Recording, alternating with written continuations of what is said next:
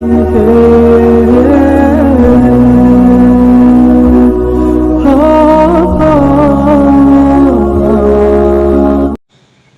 রাব্বুল আলামিন বললেন, তোমরা কিয়ামতের দিনকে ভয় করো, কারণ সেদিন কোনো মানুষের উপকার করতে পারবে না।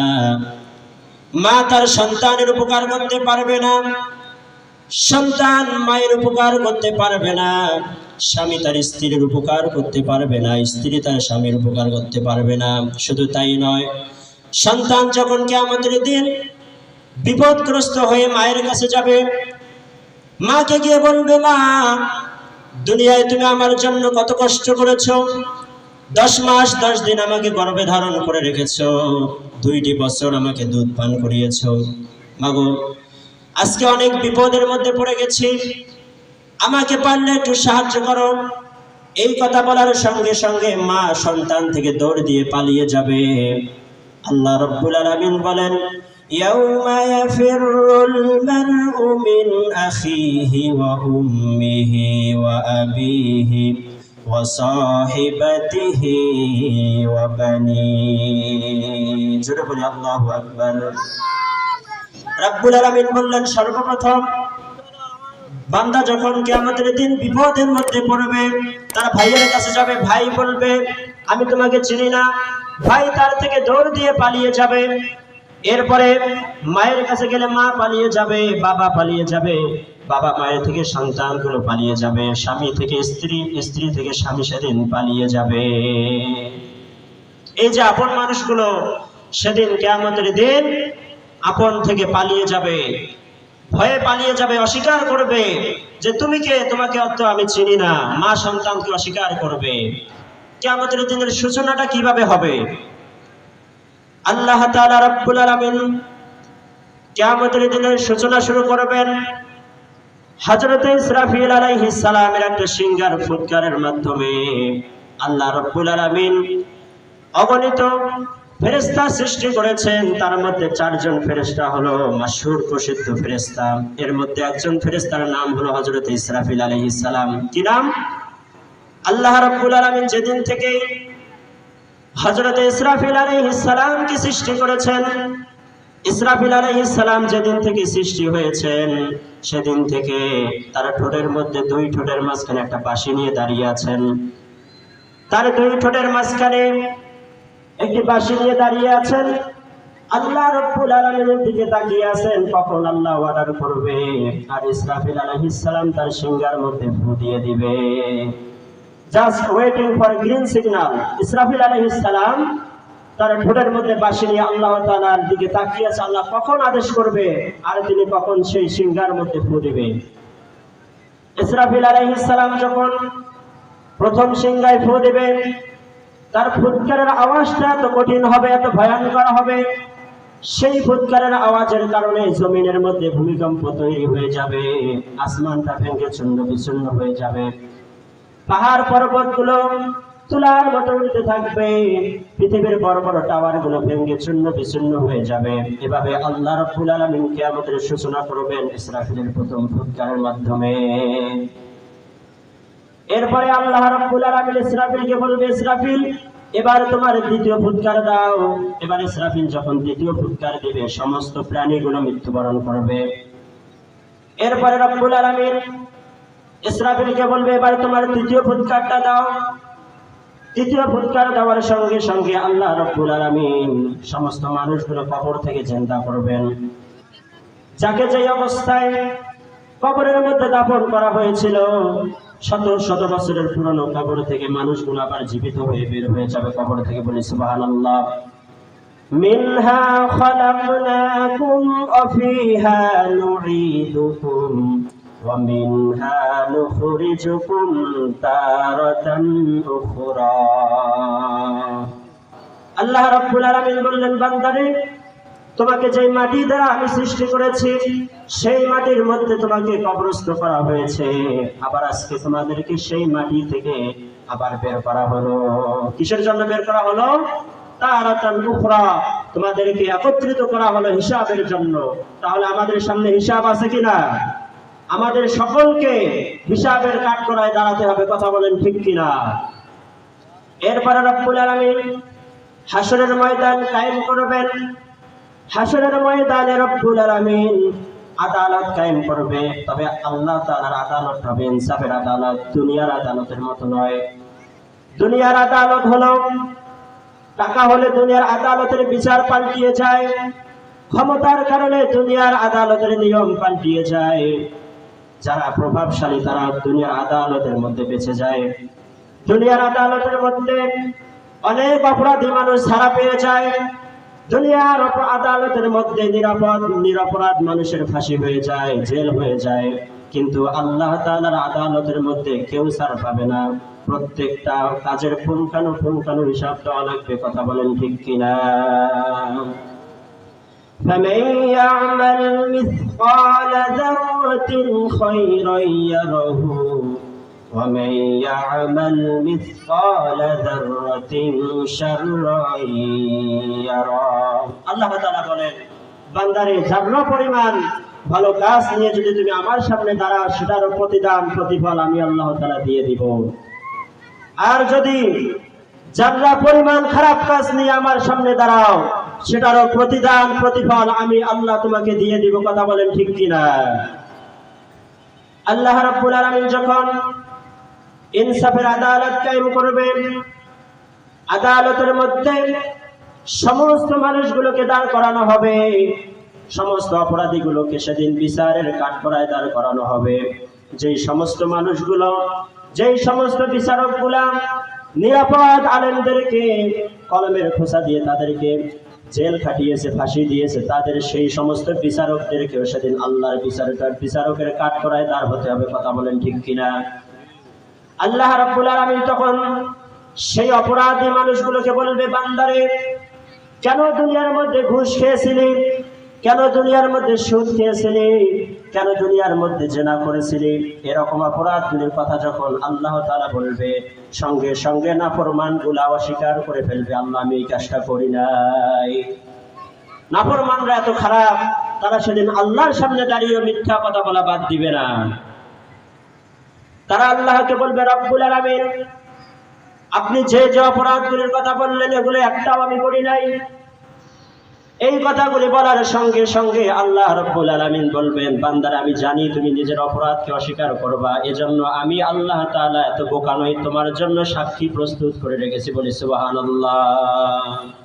আমাদের প্রত্যেকের জন্য তখন, প্রত্যেক নাফরমানের জন্য তখন আল্লাহ তাআলা একটি একটি করে সাক্ষী দায়ের করবেন। কথা বলেন ঠিক কিনা? যত অপরাধ আমরা গোপনে করি না কেন, রাতের আধারে, সমুদ্রের নিচে, আমরা যত গোপনে অপরাধ করি না কেন, প্রত্যেকটা অপরাধ একজন দেখেন, তিনি কে? আরো জোরে বলেন, তিনি কে? বান্দা যখন নিজের অপরাধকে অস্বীকার করবে, সঙ্গে সঙ্গে আল্লাহ রাব্বুল আলামিন সেই অপরাধের পিছনে একটি একটি করে সাক্ষী দায়ের করবেন। এক নম্বর সাক্ষী হলো, আল-ইয়াউমা নাখতিমু আলা আফওয়াহিহিম وتكلمنا أيديهم وتشهد أرجلهم بما كانوا يكسبون।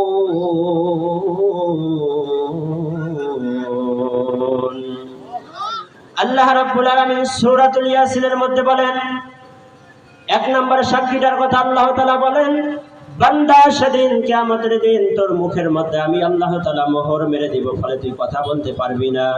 তোর হাত আর তোর পা একটি একটি করে তোর অপরাধগুলির কথা আমি আল্লাহর কাছে সাক্ষী দিয়ে দিবে। তাহলে এক নম্বর সাক্ষী হলো এই হাত, এই পা আমাদের সাক্ষী দিবে আল্লাহর কাছে। সেদিন বান্দা আল্লাহকে বলবে, আল্লাহ তোমার এই বান্দাটা আমার উপর ভর করে করে সে অপরাধের দিকে এগিয়ে গিয়েছে। হাত বলবে, আল্লাহ তোমার এই বান্দাটা আমাকে ব্যবহার করে নিরপরাধ মানুষের গায়ে হাত তুলেছে, মাজলুম মানুষের গায়ে হাত তুলেছে। এই হাত আর পা সেদিন আল্লাহর সামনে সাক্ষী দিয়ে দেবে। এভাবে যখন আল্লাহ রাব্বুল আলামিন প্রথম সাক্ষীটা দাঁড় করাবেন, দাঁড় করানোর সঙ্গে সঙ্গে সেই নাফরমান অস্বীকার করে ফেলবে, আল্লাহকে বলবে, আল্লাহ তোমার বান্দা আমার উপর জুলুম করতেছে, আমার হাত পা আমার উপর জুলুম করতেছে, আমি এই অপরাধ করি নাই। এভাবে যখন বান্দা এক নম্বর সাক্ষী কেউ অস্বীকার করবে, সঙ্গে সঙ্গে আল্লাহ তাআলা রব্বুল আলামিন দুই নম্বর সাক্ষীটা সেদিন দাঁড় করাবে। ইয়াউমাইযিন তুহাদ্দিসু আখবারাহা বিআন্না রাব্বাকা আওহা লাহা। যে জমিনের মধ্যে দাঁড়িয়ে আমরা অপরাধ করি, সেই জমিনের জবান আল্লাহ তাআলা সেদিন খুলে দিবে। ফলে জমিন আমাদের ভালো মন্দ প্রত্যেকটি বিষয় আল্লাহর কাছে পাই টু পাই বলে দিবে। বলে সুবহানাল্লাহ।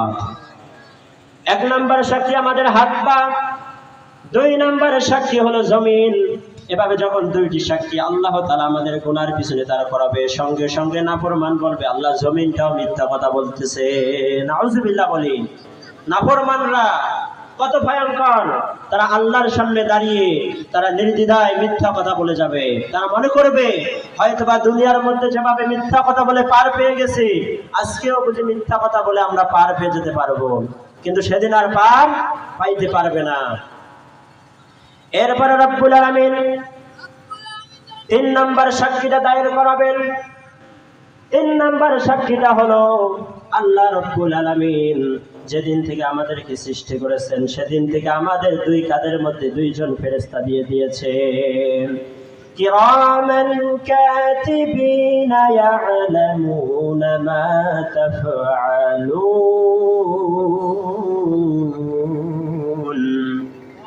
আল্লাহ রাব্বুল আলামিন বললেন, বান্দারে তোর দুইটা কাঁধের মধ্যে আমি দুইজন সম্মানিত লেখক ফেরেশতা দিয়েছি। আমাদের প্রত্যেকটা ভালো মন্দ কাজ তারা পুঙ্খানুপুঙ্খানুভাবে লিপিবদ্ধ করে রাখতেছে। সেদিন কিয়ামতের দিন আল্লাহ তাআলা সেই কিরামান কাতিবিনের লিখিত আমলনামা আমাদের সামনে দাঁড় করিয়ে দেখাবেন। দেখো বান্দা, তুই রাতের আধারে গোপনে যে পাপ করেছিলি কেউ দেখা নাই, কিন্তু আমার ফেরেশতারা সেটাকে লিপিবদ্ধ করে রেখেছে। এটা হলো কয় নাম্বার সাক্ষী? সকলে বলেন এটা কয় নাম্বার সাক্ষী? তিন নাম্বার সাক্ষী।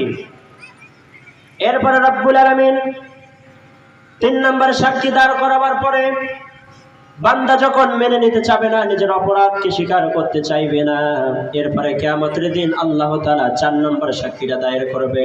চার নাম্বার সাক্ষীটা হলো আমরা যেভাবে দোকানের সিফটির জন্য দোকানের মধ্যে সিসি ক্যামেরা ব্যবহার করে থাকি, বাড়ির নিরাপত্তার জন্য, প্রতিষ্ঠানের নিরাপত্তার জন্য ক্যামেরা ব্যবহার করে থাকি, কে কোন প্রতিষ্ঠানের ক্ষতি করতেছে এটা আমরা ক্যামেরার মধ্যে দেখতে পাই। কিন্তু কিয়ামতের দিনও আল্লাহ তাআলা আমাদের শরীরের মধ্যে একটা ক্যামেরা সেট করে দিয়েছেন। সেই ক্যামেরাটা কিয়ামতের দিন সেই ক্যামেরার ধারণকৃত ভিডিও আমাদের সকলের সামনে আল্লাহ তাআলা প্রকাশ করে দিবে। আল্লাহ রাব্বুল আলামিন বলেন, ইকরা কিতাবাকা ফা বিনাফসিকাল ইয়াওমা আলাইকা হাসিবা। আল্লাহ তাআলা বলেন, বান্দারে তুই তোর অপরাধকে অস্বীকার করতেছো, তোমার অপরাধগুলি যা যা করেছো সব কিছু আমি ভিডিও করে রেখেছি, আজকে দেখো তোমার অপরাধগুলি তুমি দেখো, তোমার অপরাধগুলির জন্য তুমি নিজেই আজকে যথেষ্ট হয়ে গেছো। সুবহানাল্লাহ বলি। তাহলে আল্লাহ তাআলা রাব্বুল আলামিন চারটি সাক্ষী যখন দায়ের করবে তখন নাফরমানরা আর নিজের ভুলকে অস্বীকার করার কোনো সুযোগ থাকবে না। এজন্য সম্মানিত উপস্থিতি, আমরা যখন গোপনে আড়ালে গুনাহ করতে যাব আমাদেরকে একটা জিনিস মাথায় রাখতে হবে, একজন কেউ আর পৃথিবীর দেখতেছে না, দুনিয়ার কোনো মানুষ আমার অপরাধ দেখতেছে না, কিন্তু একজন দেখতেছে। তিনি কে? যিনি বিচারক কিয়ামতের দিনের। বিচারককে দেখে দেখে আমরা অপরাধ করতেছি আর ভাবতেছি আমার অপরাধ কেউ দেখতেছে না। এজন্য সম্মানিত উপস্থিতি, আমাদের সেই আল্লাহর ভয় আমাদের অন্তরে লালন করতে হবে, সেই কিয়ামতের দিনের চিন্তা আমাদেরকে লালন করতে হবে। সেই কিয়ামতের দিন যে আয়াতে কারিমা আমি তেলাওয়াত করেছিলাম, আল্লাহ তাআলা বলেন সেদিন কোনো মানুষ কোনো মানুষের উপকার করতে পারবে না। কোনো মানুষ কোনো মানুষের কোনো প্রকার জামলা পরিমাণ উপকার করতে পারবে না। ইয়াউমা ইয়াফিরুল মারউ মিন আখি, যেদিন নিজের ভাইয়ের থেকে পালিয়ে যাবে। নাফসুন আন নাফসিন শাইআ ওয়ালা ইউকবালু মিনহা শাফাআ, যেদিন কোনো মানুষ কোনো মানুষের জন্য সুপারিশও করতে পারবে না। তাহলে আল্লাহ রাব্বুল আলামিন বললেন, তোমরা কিয়ামতের দিনকে ভয় করো, আল্লাহ রাসূল সাল্লাল্লাহু আলাইহি ওয়াসাল্লাম আয়েশা রাদিয়াল্লাহু তাআলা আনহাকে বললেন, আয়েশা রে, তুমি সেই কিয়ামতের দিন সম্পর্কে তুমি ভয় করো, কিয়ামতের দিন সম্পর্কে চিন্তা করো। লা হুফাতান গুরাতান গুরলান, কিয়ামতের দিনের অবস্থা এমন ভয়ঙ্কর হবে যেদিন কোনো মানুষের পেটে খাদ্য থাকবে না, খাতনাবিহীন, পোশাকবিহীন, উলঙ্গ অবস্থায় যেদিন মানুষগুলো দাঁড় হবে। মানুষগুলো সেদিন উলঙ্গ অবস্থায় কিয়ামতের দিন দাঁড় হবে। কোটি কোটি মানুষ, কোনো মানুষের শরীরে কোনো ধরনের পোশাক থাকবে না। একথা শোনার সঙ্গে সঙ্গে আম্মা জান আয়েশা রাদিয়াল্লাহু তাআলা আনহা আল্লাহর রাসূলকে বললেন, ইয়া রাসূলুল্লাহ, ইয়া হাবিবাল্লাহ, কি কথা আপনি শোনালেন? কিয়ামতের দিন মানুষগুলো উলঙ্গ থাকবে, কোটি কোটি মানুষ থাকবে, লজ্জার বিষয়। নবীজি, মানুষের গায়ে পোশাক থাকবে না, এটা তো লজ্জার বিষয়। আল্লাহর রাসূল বললেন, আয়েশা রে, তুমি লজ্জার কথা বলতেছো, অথচ কিয়ামতের দিন এমন হবে, এমন ভয়ঙ্কর হবে, কার গায়ে পোশাক আছে আর কার গায়ে নেই এটা দেখার সুযোগ হবে না। এজন্য আমাদের সকলকে কিয়ামতের দিন সম্পর্কে আমাদেরকে চিন্তা করতে হবে। সেদিন আল্লাহর কাছে আমাদেরকে সমবেত হওয়া লাগবে। দুনিয়ায় ভালো মন্দ যা করেছি সবকিছুর হিসাব আল্লাহ তাআলা কিয়ামতের দিন আমাদের কাছ থেকে নেবেন।